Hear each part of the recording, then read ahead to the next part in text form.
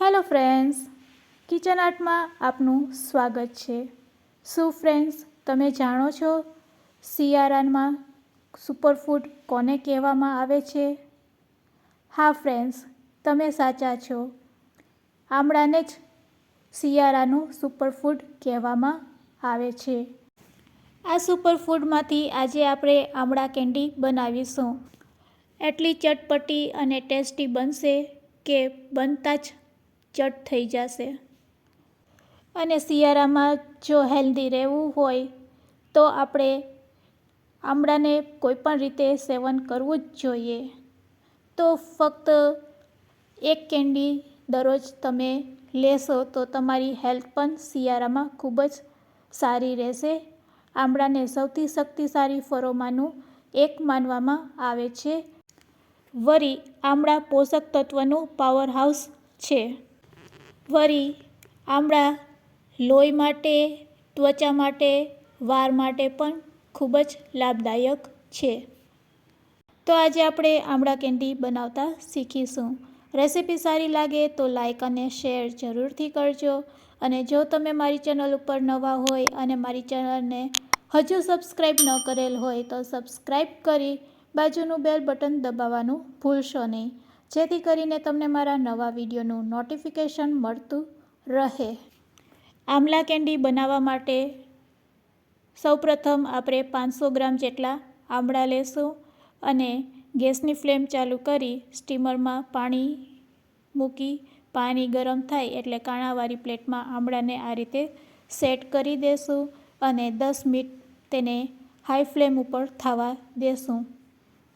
10 minute પછી આપણે તેને ચેક કરશું તો આપણે જોઈ શકીએ છીએ કે આમળા છે એ સરસ આપણા આ રીતે બફાઈ ગયા છે। તમે ચાકુથી પણ ચેક કરી શકો છો અને હાથ વડે પણ ચેક કરી શકો છો અને જોતાં જ તમને પણ ખ્યાલ આવી જશે। છાલમાં સહેજ કરચલી દેખાશે। 500 ગ્રામ આમળાની સામે આપણે અહીંયા સાકરનો ઉપયોગ કરવાના છે। 500 ગ્રામ જેટલી આપણે સાકર લેશું અને તેને મિક્સર જારમાં ગ્રાઇન્ડ કરી લેશું અને આ રીતે તેનો પાવડર રેડી કરીશું। તો અહીંયા આપણે ખાંડ કે ગોળનો ઉપયોગ કરવાના નથી। એકદમ ટેસ્ટી અને હેલ્ધી બનાવવા માટે આજે આપણે સાકરનો ઉપયોગ કરશું। બાફેલા આમળા ઠંડા થાય એટલે તેમાંથી આપણે બીને દૂર કરી લેશું તો બી સહેલાઈથી દૂર થઈ જાય છે। ચાકુનો ઉપયોગ કરવો હોય તો ચાકુનો ઉપયોગ પણ કરી શકો છો। બંને રીતથી તમે તેના ઠળિયા છે તે દૂર કરી શકો છો। તો બધા આમળામાંથી આપણે પહેલાં ઠળિયાને દૂર કરી લેશું। તો તમે જોઈ શકો છો આમળામાંથી ઠળિયા દૂર થઈ ગયા છે। હવે આપણે મિક્સર જાર લેશું અને તેનો પલ્પ રેડી કરીશું। તો પહેલાં આપણે મિક્સર જારમાં બાફેલા આમળાને એડ કરી દઈશું અને તેનો પલ્પ બનાવશું। હવે ઢાંકીને તેને આપણે એકવાર ગ્રાઇન્ડ કરી લેશું અને ફરીથી તેને ગ્રાઇન્ડ કરવા માટે સાકરનો જે પાવડર બનાવેલો છે તેનો ઉપયોગ કરશું। તો 5 ચમચી જેટલી આપણે અહીંયા સાકરનો પાવડર એડ કરશું અને હવે તમે ગ્રાઇન્ડ કરશો તો એકદમ સરસ સ્મૂધ તેની પેસ્ટ બનીને રેડી થશે। તો ચાલો ગ્રાઇન્ડ કરી લઈએ। તો ગ્રાઇન્ડ થઈ ગયું છે અને તમે જોઈ શકો છો ખૂબ જ સરસ આમળાની પેસ્ટ રેડી છે। એકદમ સ્મૂથ બનીને રેડી છે। તેને એક બાઉલમાં કાઢી લેશું। હવે ગેસની ફ્લેમ ચાલુ કરી એક કડાઈમાં આપણે 2 ચમચી ખસખસ એડ કરશું। કેન્ડીમાં ખસખસનો સ્વાદ ખૂબ જ સારો આવે છે। તો પહેલાં આપણે કડાઈમાં 2 ચમચી ખસખસ એડ કરશું અને તેને થોડીક વાર આ રીતે હલાવી લેશું અને હવે રેડી કરેલા આમળાના પલ્પને તેમાં એડ કરી દેશું। શિયાળામાં મળતા આમળા વિટામિન સીનો ખજાનો કહેવાય છે અને રોગ પ્રતિકારક શક્તિ વધારે છે। ત્વચા, વાળ અને પાચન માટેનું આયુર્વેદિક સુપરફૂડ કહેવાય છે। આટલા બધા ગુણ એક જ ફળમાં હોય તો તે ફળનું આપણે ઋતુ પ્રમાણે સેવન કરવું જ જોઈએ। તો હવે આપણે તેને સારી રીતે મિક્સ કરી લેશું। જો તમને આમળાનો સ્વાદ ન ભાવતો હોય તો આ રીતે તમે તેની કેન્ડી બનાવીને ખાઈ શકો છો। દળેલી સાકરને હવે તેમાં એડ કરી દેશું. બધો સાકરનો પાવડર તેમાં આ રીતે મિક્સ કરી લેશું. સાકરનો પાવડર મિક્સ કર્યા પછી તેને થોડીક વાર આ રીતે હલાવશું. સારી રીતે સાકરનો પાવડર મેલ્ટ થઈ જાય પછી તેમાં આપણે મસાલા એડ કરવાના છે. તો મીડિયમ ફ્લેમ ઉપર આપણે તેને થોડીક વાર આ રીતે પકાવશું. હવે તેમાં આપણે બધા મસાલા એડ કરશું.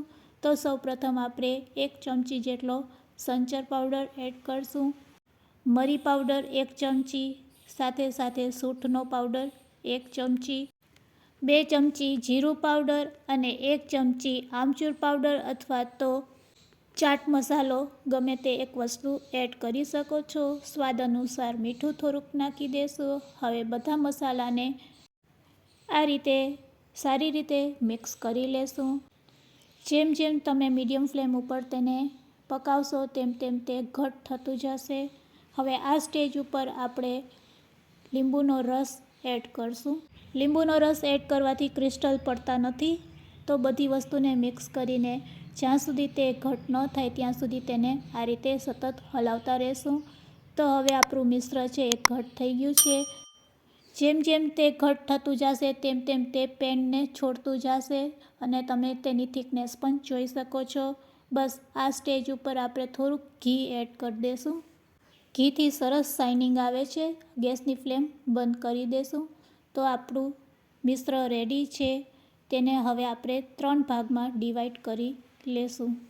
કલરફુલ કેન્ડી બનાવવા માટે ફ્રેન્ડ્સ આપણે orange colour, green colour add કરશું અને તેને આ રીતે મિક્સ કરી લેશું. મિક્સ કરીને તમે જોઈ શકો છો કેવો સરસ તેનો કલર આવી ગયો છે. તે જ રીતે આપણે ગ્રીન કલરને પણ મિક્સ કરી લેશું. તો કલર નાખવો ઓપ્શનલ છે, તમે સ્કીપ પણ કરી શકો છો. તો આ રીતે આપણે બંને કલરને મિક્સ કરી લેશું. કેન્ડીને કલરફુલ બનાવવા માટે અત્યારે કલરનો ઉપયોગ કરેલો છે. તો આ રીતે તમારે જો કલર ન નાખવો હોય તો કલર વગર પણ આ રીતે તમે કલર વગરની કેન્ડી પણ બનાવી શકો છો. હવે તેનો શેપ આપવા માટે આપણે ક્લીન રેપ લેશું અને રેડી કરેલા મિશ્રને તેના ઉપર આ રીતે સ્પ્રેડ કરી દેશું અને તેને ફેલાવી દેશું. સરસ શેપ આપ્યા પછી તેને ફોલ્ડ કરી લેશું. આ રીતે ફોલ્ડ કરી અને 5 થી 6 કલાક માટે તેને રૂમ ટેમ્પરેચર ઉપર ઠંડુ થવા રાખી દે. 5 થી 6 કલાકમાં તે સરસ જામી જશે. તો આ રીતે ફોલ્ડ કરી અને આપણે તેને સેટ થવા માટે રાખી દેશું. તે જ રીતે આપણે ગ્રીન કલર અને બ્રાઉન કલરને પણ આ રીતે ફોલ્ડ કરી અને રૂમ ટેમ્પરેચર ઉપર 5 થી 6 કલાક રાખી દેશું. અને મિશ્રમાંથી તમારે ગોળીઓ બનાવવી હોય તો આ રીતે ગોળી બનાવીને પણ ખાઈ શકો છો. 5 થી 6 કલાક થઈ ગઈ છે અને સરસ આપણી કેન્ડી છે એ જામી ગઈ છે. હવે તેને આપણે કટ કરી લેશું. ફ્રેન્ડ્સ આ કેન્ડીને કટ કરતી વખતે તે ચાકુમાં ચોંટે છે. તો ચાકુમાં ન ચોંટે તેના માટે દરેલી સાકરમાં તેને રગદોરી લેવાનું. પછી તમે તેને કટ કરશો તો આપણી કેન્ડી છે એ ચાકુમાં ચોંટશે નહીં. તો આ રીતે તમે તેને કટ કરી શકો છો. તો જોઈ શકો છો સરસ કેન્ડી આપણી બનીને રેડી છે. તે જ રીતે આપણે ગ્રીન કલરને પણ કટ કરી લેશું. તો ગ્રીન કલરની પણ કેન્ડી રેડી છે. અને તે જ રીતે આપણે ત્રીજો કલર એટલે કે કલર વગરની કેન્ડી છે તેને પણ આ રીતે કટ કરી લેશું અને કટ કર્યા પછી તેને પ્લેટમાં સેટ કરી દેશું. તો રેડી છે આમલા કેન્ડી 3 કલરની સર્વ કરવા માટે. જોતાં જ ખાવાનું મન થઈ જાય તેવી આમલા કેન્ડી રેડી છે. તો આજની રેસીપી કેવી લાગી તે મને કમેન્ટ્સમાં જરૂરથી કહેજો. રેસીપી સારી લાગી હોય તો શેર કરવાનું ભૂલશો નહીં. Thanks for watching.